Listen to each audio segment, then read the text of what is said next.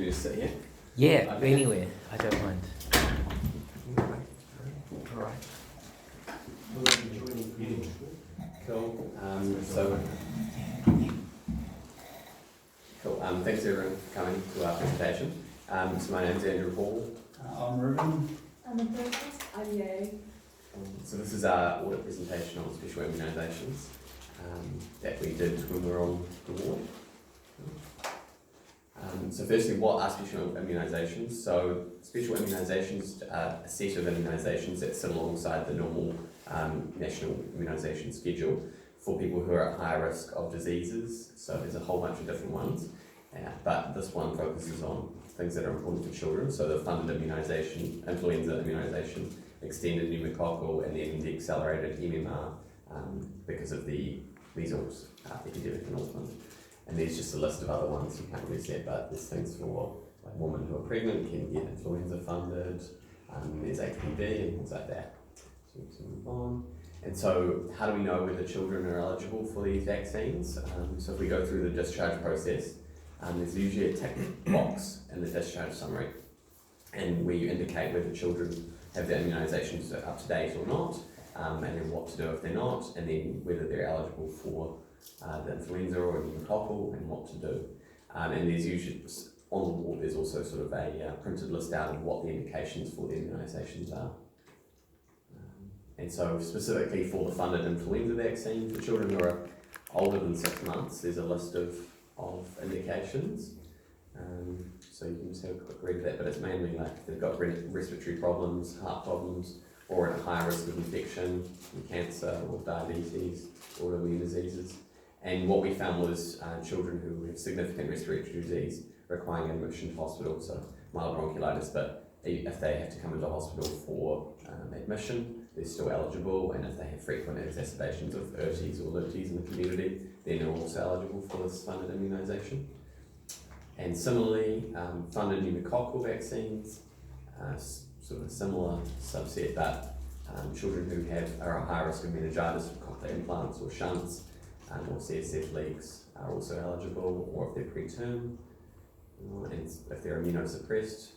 And then children also who are under 16 who have had a splenectomy or have some sort of functional dysplenia from a medical condition are also eligible for the pneumococcal. And then we'll talk about the MMR. Yeah, so with regards to the MMR, GPs are recommending to recall children in for the MMR vaccine from the moment they turn 12 months old, just to encourage them to have it before or at 15 months. And with regards to infants aged 6 to 11 months, they can get the MMR vaccine if they're traveling to a country with a measles outbreak, or if parents are concerned that the child has had a high risk of exposure to measles. So if they went to a preschool, a daycare that has children who have had measles, or if they've been admitted to hospital, something like that. But if you were to give it before 12 months, it would be considered as dose 0, and they'd still need the 15-month and 4-year MMR in. And so here's what we did. So we conducted a retrospective review of all admissions to the Rang Terror unit between August 26th to September 20th. And our exclusion criteria were if the kids had no discharge summary, or if they were in the flu challenge, they were included in our audit. The primary outcome we looked at was whether or not the child was eligible for influenza, pneumococcal, or MMR vaccine, like a funded vaccine. And the secondary outcome we looked at was whether this was consistent with what was documented in the discharge summary. Cool. So got a little flow chart here for you guys. So regarding the dates between the 26th and the 20th of August to September, sorry, we did only do Monday to Friday. So part of this was due to the numbers we got. It took quite a bit of time to analyse all this, so we only did the Monday to Friday to cut it down a bit. In addition to practicality, often we went here on the weekends and we'd involve these children either. So for your interest, there was 206 patients that were identified initially meeting criteria. So these average out to be about 50 per week. So you guys are admitting about 10 patients per day during the week. So looking at these, 12 were eliminated from the criteria. So 7 were eliminated due to not having a discharge summary, and this is for an unknown reason, which you guys might be able to have a chat about after. 4 were eliminated. So 4 were eliminated to being admitted for a food challenge, and therefore they did not have a discharge summary either. And 1 was still an inpatient at time of analysis and hence did not have a discharge summary. So eliminating these 12 patients, that left us with 194 included in the audit. So moving on to the results. So first of all, we'll look at influenza. So looking here, you can see that 110 patients were eligible for influenza and 83 weren't. So looking at the 110 first, so looking here, 38% of them were correctly documented, whereas 72 were incorrectly documented. So that means that although they're eligible, on the discharge summary it was clicked that no, they weren't eligible. The majority of them that weren't eligible were documented correctly. So so looking at here, only 34.5% that were eligible were actually documented correctly for influenza. So 98 out of 110 of these were for severe respiratory disease. So again, I think being working in hospital, our idea of what severe is skewed. So the definition in the immunisation handbook is if they need admission to hospital, it's severe. So even if they have a mild viral induced wheeze or a mild bronchiolitis or anything, they're still eligible and it's still considered severe. So the rest of these were just 5 for asthma and preventive therapy, 2 that had cardiac disease, 2 that had chronic respiratory disease, these usually bring bronchiectasis, and also neuromuscular or CNS conditions, so seizures and other things. So looking at the pneumococcal vaccine, so only 9 were eligible for this. So usually they have to be more severe, so it's cardiac disease with cyanosis or heart failure. There's a stricter criteria. And looking at this, there was 9 of them were incorrectly documented, so 100% of all these were incorrectly documented. So that's kids that were eligible but are missing out on having these vaccines, preventing them from being sick. So this outlier here, the other, there's 1 patient that we're awaiting immunology results on. We're not sure if they were immunocompromised or not, and before giving them any vaccines or anything prior, we're waiting for those test results to come back. And that was correctly documented though. So looking at pneumococcal, a third of these were for cardiac disease, 44.4% for chronic pulmonary disease, and 22%, so 2 of the 9 patients were for preterm infant. That's also an eligibility criteria. So moving on to the MMR, 17.5% were eligible for the special MMR, and the majority of these were kids that were aged 6 to 11. And they were high risk because we had some measles cases on the ward at the time. And as Ye said, this would be considered dose 0 and they need further. I didn't actually look further at these because there's no tick box on the discharge summary showing if they're eligible, because they shouldn't have it on discharge, they should have it in patients. That's why it's not on the discharge summary. So looking at overall, 62.4% of patients had correctly documented special IMs, so what the eligibility met the discharge criteria. However, when you look at this, 67.8% of them, or 82 of the 121, were what I call passively correct. So when people are doing discharge summaries, if you're in a rush and you don't have time to check to see if they're eligible, you tick no automatically. So if we eliminate those, so because a lot of people weren't eligible, when you tick no, a lot of them may have been passively correct, so that's why I've identified that. So if you concentrate on the patients that were eligible, 110 of them, only 38%, as I said before, were correctly documented, and this shows 34.5. So I think the real figure of the accuracy of discharge summary documentation would be between those 2 figures. But I think you'll find it closer to the 34.5 than the 67. So here's just showing why they were incorrectly documented. So of the 73, 62 of them should have ticked being eligible for influenza when they weren't. So these are kids that could have received a vaccine but they didn't get told that they couldn't have it. 4 missed out on the pneumococcal vaccine, and 5 of them actually missed out on both, so eligible for both influenza and pneumococcal, and it was still ticked no, not eligible for either. And then finally, with 2 of them, 2 were not eligible for influenza, but this box was ticked regardless. So these are patients that didn't qualify but were still told to receive the free immunisation. Cool. So now each of us are just going to talk a bit about the epidemiology of each of these conditions. So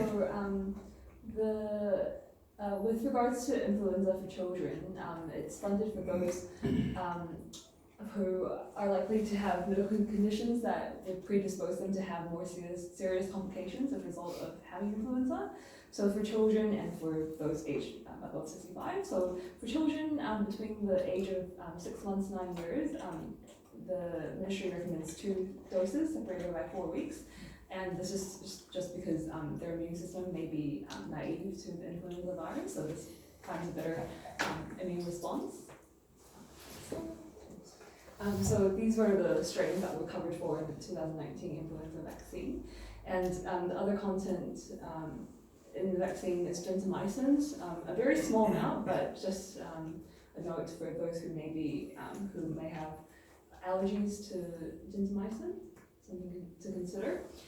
This graph shows us the rate of patients presenting to general practice with influenza-like illnesses in 2019 up until the start of October. And we can see that there's quite a seasonal variation with a peak in the winter months. And compared to the rates in 2018, we can see that there was less of a seasonal variation. Next slide. And this graph shows us the number of weekly hospitalizations, so more relevant for us. But again, you can see a peak in the winter months, so it's highly seasonal. This table just gives you a breakdown of the demographics of those who are discharged from hospital for having influenza-like illness. And on the following slides, we can see a few graphical representations. And we can see kind of like a bimodal distribution, higher in those who are aged below 5 and above 65, which sort of explains the theory behind giving these as a funded vaccine. And with regards to ethnicity, we can see a peak in the Pacific population, so perhaps this could be something to consider when we're discharging someone who's of Pacific ethnicity. We can have an emphasis on looking into whether or not they're eligible for a funded influenza vaccine. And this shows us the rate of visits to GP by DHB, and we can see that the lifetime amount of DHB isn't too bad, and the highest rates we're seeing in Southern Canterbury, Capitol and Coast, and Waikato DHB. So handing it over to Andrew. So I'll talk about pneumococcal. So in 2008, the government added the conjugated pneumococcus vaccine with 7 different serotypes to the National Childhood Immunisation Schedule, and they also started tracking invasive pneumococcal disease, so things like meningitis, bacteremia, pneumonia, and they've been monitoring that since. So this is all data from the 2016 report, which is the most complete.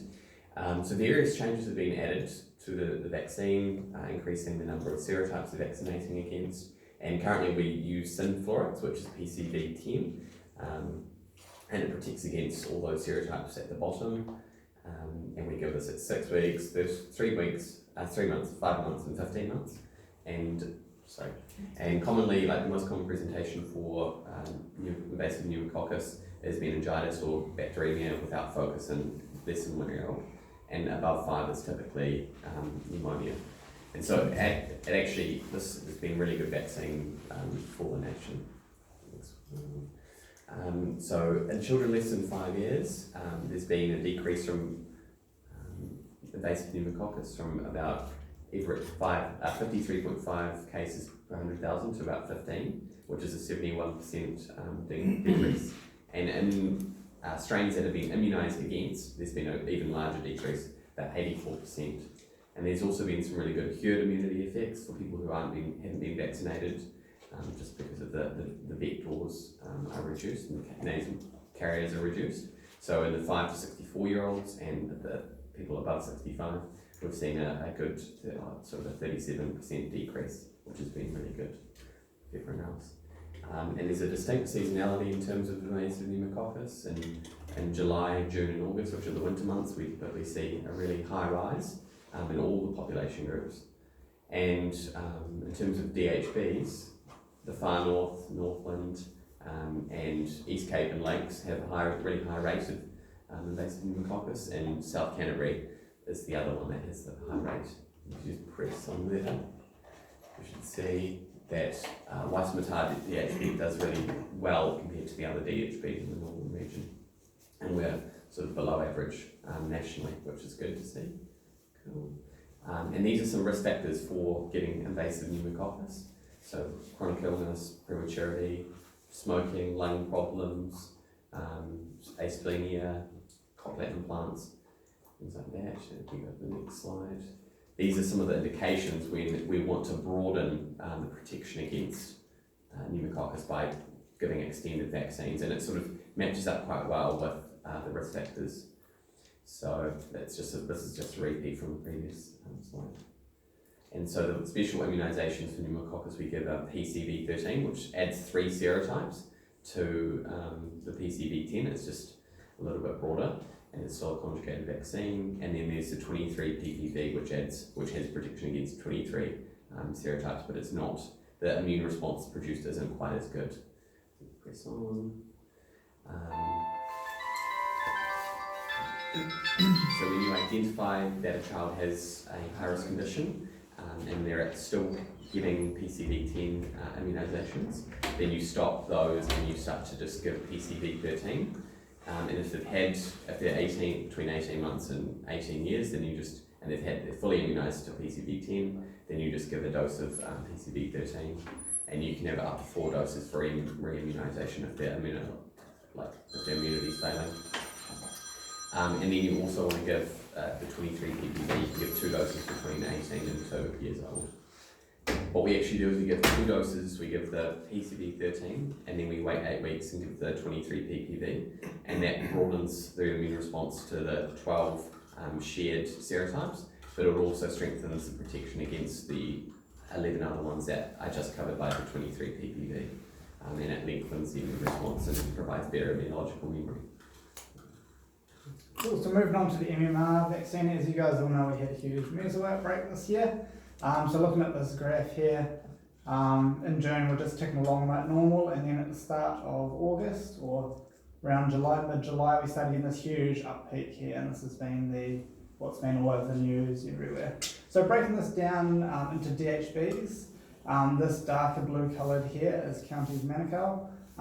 This intermediate blue is Auckland, and the light blue here is Waitemata. So as you can see, the main source of the outbreak, or location of the outbreak, is Counties Manukau, and that's accounting for well over half of all of these, with the others making up small amounts, but Auckland in itself accounts for almost all of the measles outbreaks at the moment. So at Waitemata, there has been a small increase, but it hasn't been as big elsewhere. But this graph just shows the importance of making sure that those who are exposed to measles have the special immunisation to prevent further increase in this outbreak. So this table here shows the cumulative number of cases divided by age group, and here we can see that there are large numbers of children under the age of 12 months and also between the age of 10 and 29 years. So identifying some vulnerable populations there. And then this breaks it down by ethnicity as well, and we can see that in terms of the total number of cases, Māori and Pacific peoples are quite highly represented, and so again addressing this issue of special immunisations might contribute towards health equity in New Zealand as well. And then, slide.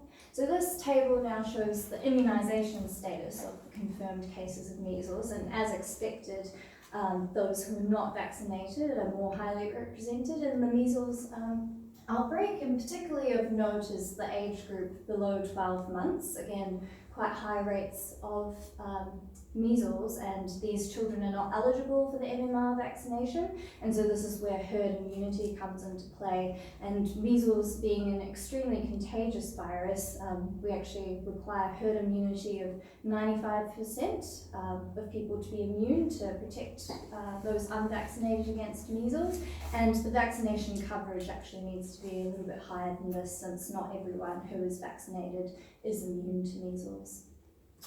So now we come to kind of some of the analysis of reasons why we might have the findings of our audits of incorrectly documented eligibility for special immunisations.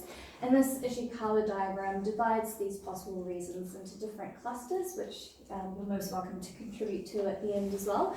So in terms of staff factors, we thought that there might be a lack of awareness of the eligibility criteria of special immunisations by the people filling out the discharge summaries, including medical students as well.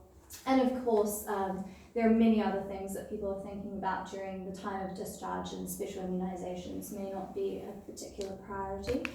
In terms of patient factors, there may be some patients who might not wish to receive these special immunisations, and this may just have not been documented in the discharge summaries. And of course, while the onus is on us as a health service provider to raise awareness of the eligibility for these vaccines, there might be a lack of awareness among patients as well.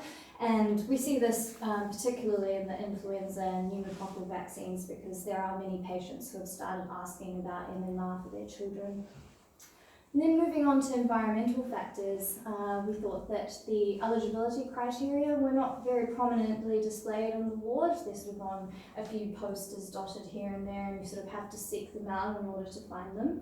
And in talking to some of the registrars, it also appeared that there were times when there was a vaccine shortage and the hospital was encouraged to only provide vaccines to people who were at very high risk. So again, this may have led to our audit results. And then looking at systemic factors, the eligibility criteria are not really easily accessible, well, not accessible at all through the electronic discharge summary, so we thought that could be something that was better integrated, and we've talked about that in our recommendations at the end. And we also noted that there's no tick box for MMR specifically on the EDS system, so that doesn't immediately spring to mind when you're discharging people. In terms of the limitations of this audit, so this is just looking at documentation, and we don't really have any way of knowing if these immunisations were actually given by the GP, and most of those who were eligible weren't actually receiving these vaccinations on the ward. They were referred to their GP to have these done. So we wondered if there was maybe an increased role for the ward vaccinator in delivering these special immunisations to the children. And also, we don't have access to the National Immunisation Register, so there may have been some children in our sample that have already received special vaccinations in previous admissions, and we just may not have any knowledge of this. So coming to our recommendations, based on our findings, we thought firstly it would be prudent to double check whether patients are eligible for special immunisations for anyone who's filling out a discharge summary, and to of course indicate that eligibility correctly on the discharge summary. We thought a discussion point would be around giving the MMR to children aged 6 to 12 months who are admitted to hospital, as hospital could be counted as a high-risk environment, and they may have a potential measles exposure during that time. Addressing some of the staff factors as well, we thought an education session on special immunisations might be a good idea, sort of like what we're having today, but at particular changeover points, like when the registrars change over or when there's a new group of medical students coming through. And to address the systemic factors, that integration that I mentioned before into the electronic discharge summary system is a kind of mental reminder for people completing those forms. So in conclusion, we found that 73 out of 194 patients, so about a third, were incorrectly documented in terms of their eligibility for special immunisations, and Ruben's point about passive correctness also comes into play, so that percentage may be a little bit higher as well. And the majority of these were due to the lack of identification of patients who are eligible for the influenza vaccine. And as we discussed in the epidemiology of these diseases and these vaccinations, they're all very important in the New Zealand and Auckland context. In terms of our recommendations in general, we would say an increased awareness and integration of the eligibility criteria for these vaccinations into the discharge planning is a good idea. based on our audit results. And finally, as a future QI topic, to address some of the limitations that we raised in this, admittedly it would be quite challenging to do, but to look at whether these immunisations are actually being given. So that concludes our presentation. We're happy to take any questions or discussion points. That is great, guys. I mean, this has been a weird year, and this is the perfect time to do this because we've had that MMR, and that was a beautiful graph you included from the ESR data of it just going hockey stick way up. We were telling everyone to get the flu vaccine, or when we reminded ourselves, then we ran out, and then we were holding back a bit. So this has been the perfect time to do this sort of stuff, and this is the first TI project I've ever seen a Ishikawa diagram, and I was unprompted. How did you guys know how to do that? So we just did our own sheet. Oh, okay. So is it Barbara trains you up, is it? Or there's sort of like a lot of information on Canvas available Okay. about this sort of Well, it's stuff. wonderful to see because it so shows that way of thinking if we have to do further work in addressing several different things at a time. So there's lots to discuss. Is that information on Canvas something we should share? Because TI is coming here first, accessing the same audit. I still talk to. I think anyone can access it at any point of the year, so it doesn't matter if they're starting on PEDS first run of the year. We could directly. It's a bit above and beyond my expectation, guys. So I'm just like, wow, that's amazing. But you guys have done a lot of work because a previous group of TIs, we did look at if they received the vaccine, but it takes a lot of manpower, and for the reasons you suggest, it's not easy to gather that data, and we're not sort of sure of it some of the time. But I think that's the next logical step. But it sounds like we've got a lot of work to do with the existing system, maybe another PDSA type cycle if we address some of those things. You mentioned that, who writes the discharge summary? And I know I have to remind myself all the time of what the criteria are. I look up on that list on the ward. But any thoughts of because I think a lot of our things in our ward and in a lot of our services, they're very SMO directed, but we don't do a lot of the work actually. So, there's a little bit of a bias there where I think SMOs can kind of think, oh, this should be done. But it's often the fifth year of the TI who's actually doing a lot of that paperwork. Did you guys notice on the discharge summary who was completing a lot of the discharge summaries? Did that come I up? thought about breaking it down based on completion. I think it's a bit hard to say though because it sort of says the person who finalised it, so it may not be the person. Although it does record Yeah, on it the does. discharge. If they've saved it, but Who's saved it at some point, yeah. Difficult to know But it's what complicated, contribution was from which person. Yeah. I guess that could be another sub branch of the Ishikawa. But things like this are really important for me to go over again, but also, we get new registrars or people who have come from other places. But that's really good. Any other comments? That's good. I mean, I had a couple of questions. That's a fantastic presentation. I really like it. Very polished. Immunization completion for pneumococcus, immunization completion rates for influenza, the 2 doses versus 23 valent. And then the other question I had in my mind was, how many of them, from measles point of view, have had natural measles before? We didn't quite capture that. So do you go by history, or you check, or what happens to them? Do they actually get one more? Yeah. Well, I guess this is new territory, isn't it? Because we've never had people have measles. People have had to think back, I think I saw a case of measles a while back, but now we've probably seen various kids have measles at different stages, not just the textbook, that's clearly measles. The one who comes in with a runny nose is a bit grumpy and then it evolves. So that could be something for 2020. I am looking for supervisors in the room, so there's an opportunity there. One thing these guys did really well, I think, was include the ESR data, so that's freely available. So if people do have those questions, that ESR data is quite robust and it's really worth looking into it. Because the measles story is really an Auckland story, and we seem to get a lot of the press initially, and the rate has gone up overall, but when you dig down, it's really that county's rate has gone up massively. So, you know, you could probably even think of some clever ways to trace back what were the satellite cases that have allowed it to spread, and now it's just gone gangbusters over there. But our rate has been quite stable, and certainly we haven't had the really severe ones on the ward for a while now. And there has been great uptake of the free immunisations which have been offered in West Auckland. It had turned, it had already turned the corner. It's coming down. Yeah. So it's starting to come down. So it's great to think about an acute illness and the public health sort of implications. So I was here on the weekend when they were offering the free vaccine, and it was just so many people in that outpatient clinic. They were spewing out to the side and the other side of outpatients. Wow. It was chocker.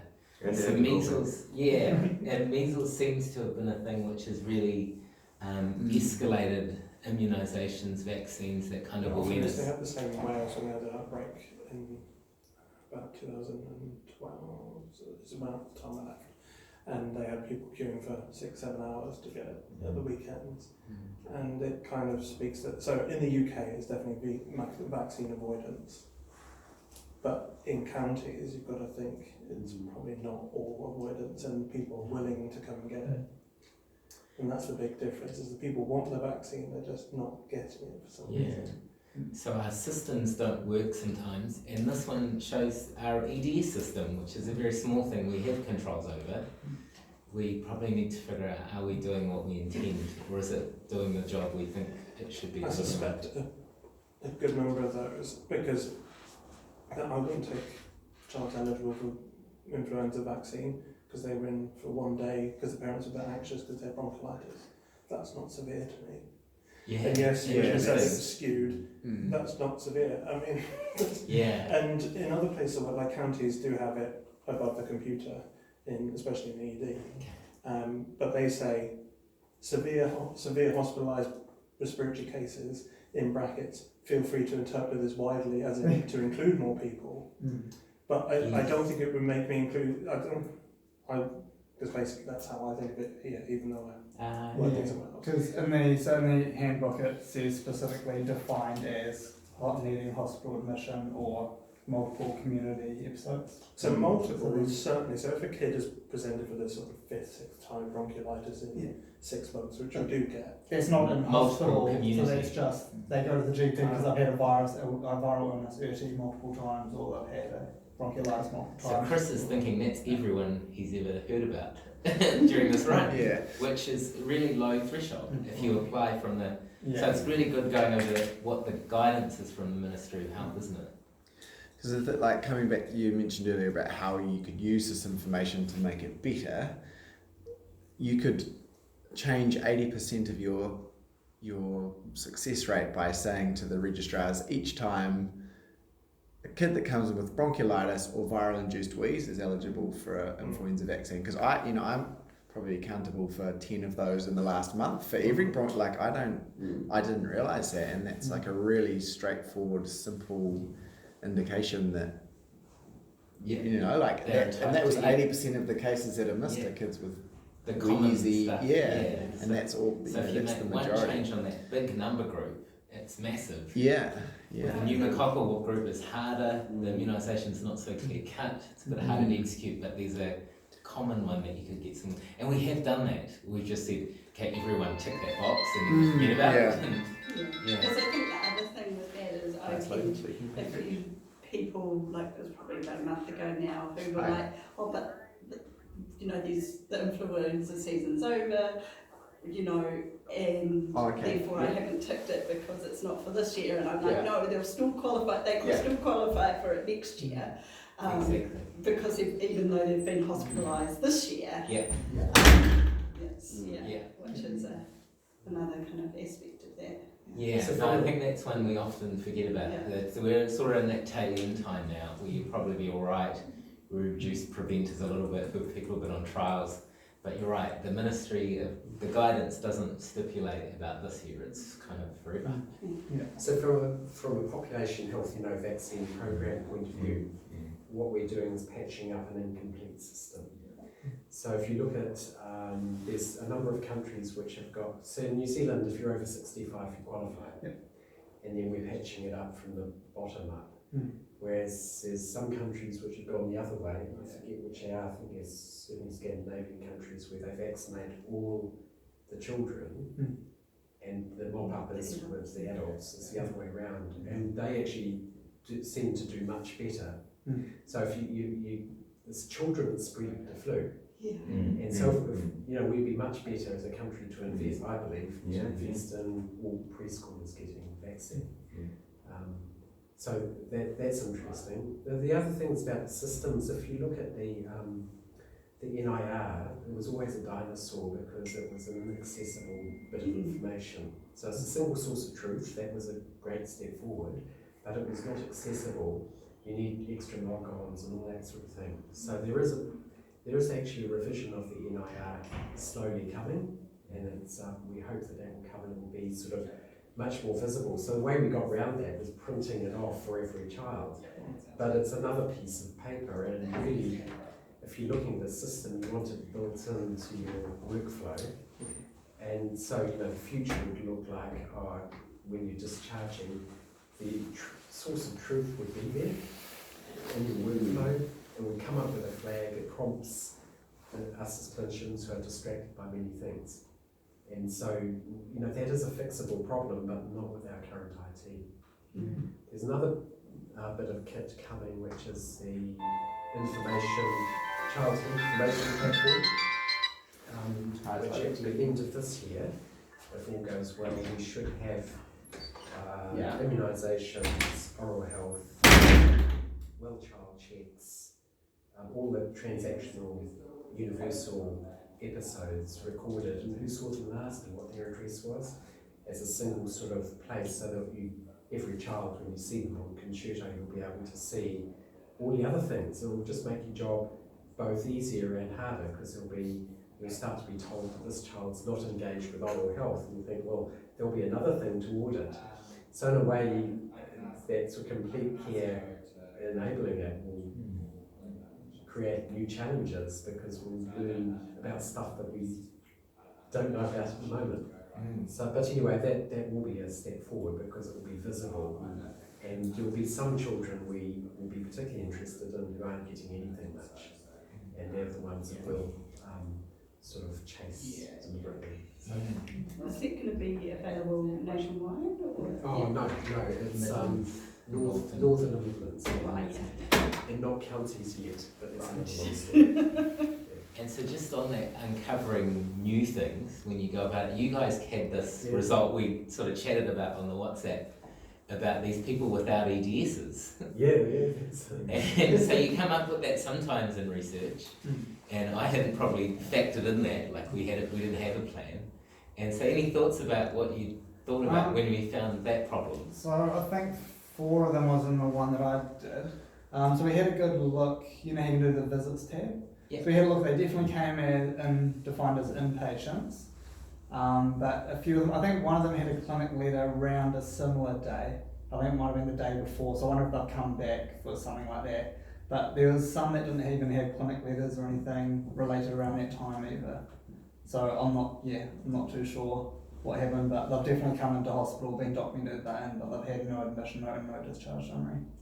Yeah, so I need to get those NHIs and do a bit of detective work, but that sometimes happens. You get other things you think about. We do a SCABoo report, which reminds us of these children that have not got a discharge summary, so the system could tell you that. Yeah. We could do the same for Rangatira. Yeah. Do we want to know? Probably Sure. I think we should. If we have a tight system, every child should get a name. Yeah, I think there'll be Although people. some of the things like some of the ward reviews end up, some of them are classified as outpatient encounters, and some of them end up classified as inpatient encounters, and it depends on if the nurses need to be involved or not, essentially. So that might be the case, but you do need to look at these ones, because say if it is a child that should have had a discharge. Yeah. If it's Like there working, should be some sort of Some documentation documentation. anyway, shouldn't there? and I guess ideally you tidy up the data, Yeah. so. Because certainly there was one who I had came in for a ward review, I did a progress note, and then the ward clerk said to me, "Oh, you need to do an EDS because it was They've been loaded as an inpatient. They've been loaded as Just an as a smart inpatient." machine. And basically what I did was either, I can't remember if I copied and pasted it or said, "Please refer to progress note dated this date," or whatever. And I did it. But there's probably other ones like that around. And It's funny, it's not something I often think about, and then you sort of think about, well, what do we get funded for the work you do? And those questions become important. Like, well, what is the work we're kind of providing? But it's so funny how so many things come down to an admin level, or maybe if you had a hierarchy, you would pick the least knowledgeable to make the decision. You probably get asked lots of times about short stay and long stay, and just have a listen to those conversations, how they play out, because they often don't involve the medical team, and someone just has to decide to fit the machine, fit the square hole peg thing. And it has a huge implication for things later on. But it's not the sort of clinical work, it's a bit removed here. I think the ED staff think there's a physical short stay unit up on the Yeah. they're always talking Right. about, do you want us to send them to the short stay unit? Yeah. I'm like, it doesn't it's the same space. I'm sure you've seen kids who have transferred from Starship, and it's a big conversation about via ED, does that mean ED? Did they come like that? And all these systems things. But this is a great one to just highlight our knowledge on this and see how those systems things are working for us and how they aren't working for us. And I mean, you guys will grow up in an era of doctoring where it'll be so computer based that you really have to be the champions for change, because a lot of our systems have had less clinical input. And I hope that will change, particularly in this DHB, that there'll be more clinicians, there'll be your systems. So it's good to have a think about those things and how you're going to plan your work. That's good. Measles. Measles. I was just going to ask them if you know how you work out herd immunity, because I love asking this question because I didn't know it until very recently. How do you work out how many people you need to vaccinate to get herd immunity? It's like an R0. Yeah, there's an R number. It's to do with the R number. That's good. So what does the R number mean? Do you know what that means? I skim read this a couple of days ago, so I couldn't tell So you. the R number is so in a naive population is the number of people one person would infect. Oh, yeah. So for measles it's 18. Mm-hmm. And to get your herd immunity figure, you divide 1 by the R number. So it's just 1 over 18, which gives you just under 5%. So he just called it 95%. Which is why the R numbers for other things is much Do you think lower. that R number for South Auckland is different to the R number for the North Shore? No, I think the access is much different. Because you'd have to think you'd spread it a lot easier for the same illness, depending on how you're living, isn't it? And if you have 18 people in one house, none of whom are vaccinated. Yeah. And health literacy as well, so if they have rash and fevers and stuff, Yeah. they might still send them to school so they can go to work still or something and So not realise. interesting modelling, but we've certainly seen one area of Auckland really take off, isn't it? Yes, and strangely enough, it's the area with the most poverty Yeah. and the most crowding Yeah. and the most disadvantages. So it's not a mystery. Yeah, lots of chances. Those numbers for measles, I'm just curious. Numbers for measles reflect DHB. So that probably captures some who visit the hospitals or which are notified. What is your knowledge around how many don't get notified? I have no idea to be honest, but I think Because I think it is pyramid, and Yeah. you'll probably see. I'd say the majority would get notified. So, so there's a documented case within the DHB, and I imagine that if it's GP notified or hospital, and the majority of measles cases are quite severe in kids. So I think, That's not What about the ones who are milder yeah, and ones who have had previous MMR but not the 2 doses? yeah, So those might come up as, just a little bit unwell, maybe measles, maybe viral, yeah. don't get notified. I suspect that the number of ones missed has decreased a lot because now that you just have a form you fax off, say, I think this might be measles, I've taken a swab, and public health deal with the rest. You don't have to phone them up, you don't have to do any contact tracing yourself. Just to pick it out, you're talking about prior to even making a health contact, I think. Oh, yeah, that's the thing. yeah. But I Because think now GP surgeries were busy, I think And now they they've said got if to- you have measles, you don't come. Yeah, and they've if got we to had that patients point. not wanting to come to hospital or clinic because then they were getting a letter 10 days that there was someone with measles. Yep. But I think just to back up Ruben's point, it is quite a full-on illness, particularly in children. But I'm not sure about the adults who have milder degrees of less immunity, if they have been part of the story of propagating it. It's modified measles, so you get milder version in those who have been immunized. You get milder versions in those who have had immunoglobulins, which is atypical measles. Then those may pass off as a very minor respiratory versus viral illness. And saying that, wouldn't you also be less contagious if you've got less of the viruses and less signs, and you have possibly. shorter duration as well? Possibly, So because is it- you've got some immunity and then you are restricting the load. Yeah. So would it be as Yeah. big an issue that we're missing those? Is it as significant as? No, I'm just Yeah. from the pure population point of view, which Tim was mentioning, epidemiology, and we don't have one system which captures everything. So what I'm trying to say is probably the epidemic is much larger than what we are seeing on the graph. Yeah. Mm. Yeah. Yeah. It's always that potential, isn't there? Yeah. That's good. Well, Because on a the positive note, it does Canterbury- look like it's coming down a bit. Canterbury, interestingly, is showing an increase in measles now. Yeah. Because I think it's still cold indoors and conducive Yeah, environment. what's going on in South Canterbury? Why do they? You've so much pneumococcal. Was Yes. that, yeah, I wondered that too. Yeah, because this table does show like the immunisation status, and there's still some who are like fully vaccinated yes, but are already. getting measles still. So Mm. I guess those have been accounted for as well. Yeah. Hopefully.